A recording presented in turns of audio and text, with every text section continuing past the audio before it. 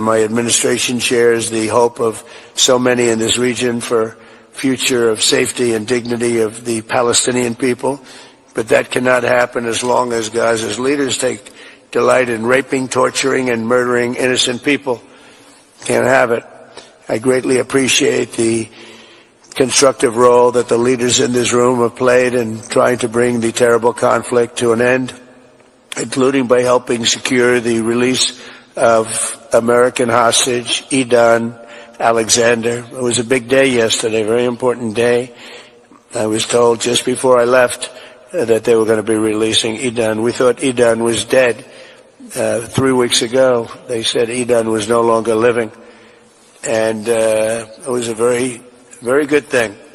Ultimately, all hostages of all nationalities must be released as a stepping stone to peace, and I think it's going to be happening. A lot of things are happening. A lot of very positive things are happening on every front.